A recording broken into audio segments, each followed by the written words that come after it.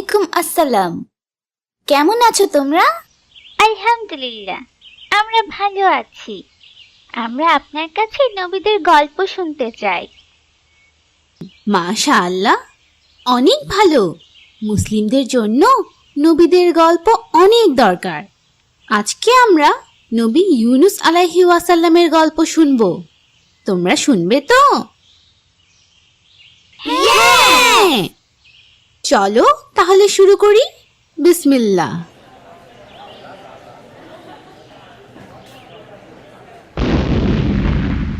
নবী ইউনুস আলাইহি ওয়াসাল্লাম জোনাহ নামেও পরিচিত ছিলেন।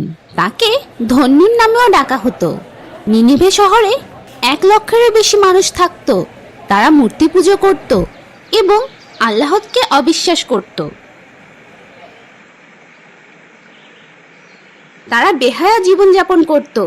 তাই তাদের পথ দেখানোর জন্য আল্লাহ তাআলা ইউনুস আলাইহি ওয়াসাল্লামকে পাঠান।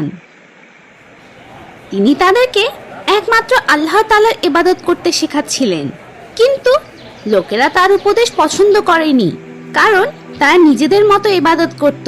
তাই তারা যুক্তি দিয়েছিল, আমরা এবং আমাদের পূর্বপুরুষেরা অনেক বছর ধরে এই দেবতাদের পুজো করছি, আমাদের কোনো ক্ষতি হয়নি। তিনি তাদেরকে বোঝানোর চেষ্টা করেন যে মূর্তি পুজো করা তাদের জন্য বোকামি এবং যাতে তারা আল্লাহর আইন মেনে চলে, কিন্তু তারা তাকে মেনে নেয়নি। তিনি তাদেরকে সতর্ক করে দেন যে যদি তারা বোকামি করতে থাকে তাহলে অনেক তাড়াতাড়ি তাদের উপর আল্লাহর শাস্তি আসবে।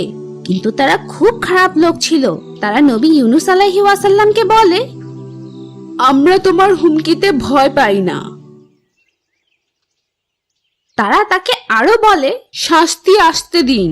নবী ইউনুস আলাইহি ওয়াসাল্লাম খুব কষ্ট পান এবং রেগে যান এবং তাদেরকে বলেন যে তাহলে তিনি তাদেরকে একা রেখে চলে যাবেন।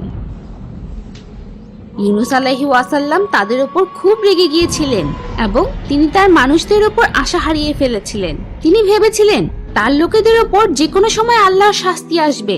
তাই তিনি তার লোকদের ছেড়ে চলে যান এবং যেখানে আল্লাহ তাকে নবী বানিয়ে পাঠিয়েছিলেন লোকদের সঠিক পথ দেখাতে, সেই নিনেভ শহর থেকে চলে যাওয়ার চেষ্টা করেন। তিনি প্রায় শহর থেকে বের হয়ে গিয়েছিলেন।